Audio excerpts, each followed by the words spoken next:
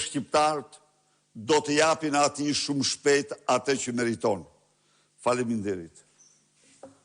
Zoti Berisha, cila do të jetë strategjia e opozitës në protestën e 24 janarit për të detyruar kryeministrin Edi Rama që të japë dorëheqjen, ndërkohë që ky i fundit thotë se ka 83 mandate dhe nuk ka arsye për t'u larguar?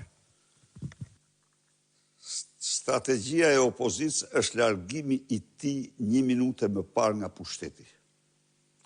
Opozita është e sigurt që do realizojë objektivin e saj. Kjo është dhe ka besim të madh tek guximi, ka besim të madh tek trimëria, tek ndershmëria e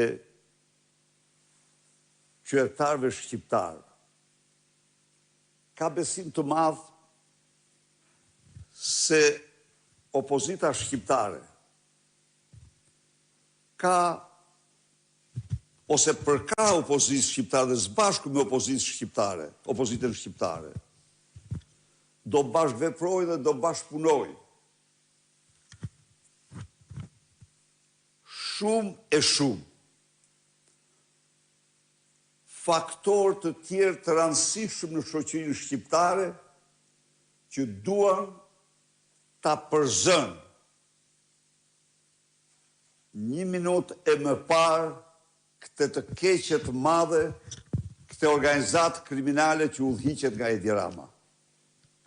Zoti Berisha, po mbështetje nga ndërkombëtarët, a keni për largimin e Edi Ramës pasi Maduro që i thoni ju në Venezuelë, lideri i Venezuelës Nicolas Maduro u arrestua nga SBA-ja, në Iran SBA-ja po mbështet protestat, a mbështet dhe SBA po dhe faktor tjerë ndërkombëtar dhe opozitën shqiptare? Betejën kundër korrupsionit e mbështet e gjithë bota e lirë demokratike.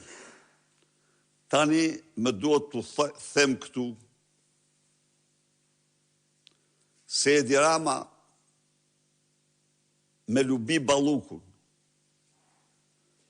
me lindën e Akshit dhe lindën e Surrelit të implikuar në çështjet e Akshit, me Agasin dhe Kokonën e të tjerë, është dëshmuar shembulli më i zi i një kryeministri padrino e vërtet i një mafje ndër më të rrezikshmet në Europë.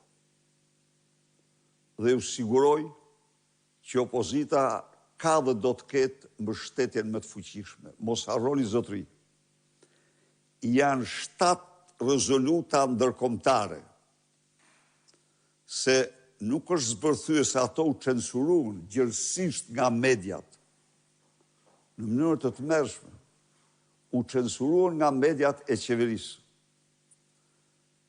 Nuk është kuptuar mirë se çfarë efekti shkatrimtar kanë ato mbi regjimin e Edi Ramës dhe çfarë mbështetje të jashtëzakonshme përbëjnë ato për opozitën.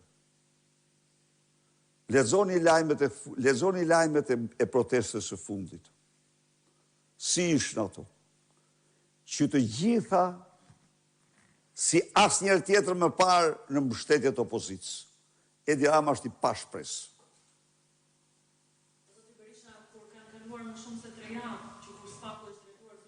Parlamentit për të me kërkesën për të arrestuar zëvendës kryeministren Belinda Balluku, kreu i qeverisë Edi Rama jo vetëm ka ngrirë procedurat parlamentare për ta lëshuar ato, por ka dalë edhe publikisht krah saj.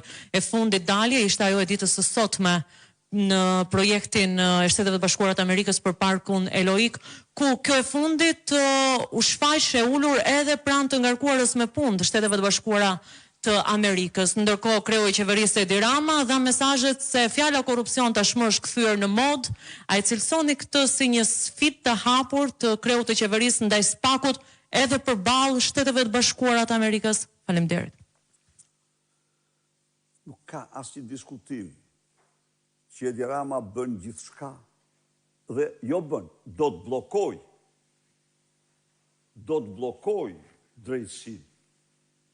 Do përdor 80 e 3 mandatet e tij të krimit kundër drejtësisë. Dhe këtu, ndaj themi ne, fjalën e vetme e kanë qytetarë shqiptarë. Ne kemi theksojmë, Edi Ramën nuk do ta heqë drejtësia. Edi Ramën nuk do ta heqin deltat. Atë do ta heqin qytetarët shqiptarë me protestën e tyre. Nuk kemi asnjë lloj dyshimi në këtë qëndrim, në këtë mendim. Si gjykoni ju, zoti Berisha, praninë e të ngarkuarës me punë të ambasadës SBA krah Belinda Balluku ditën e sotme?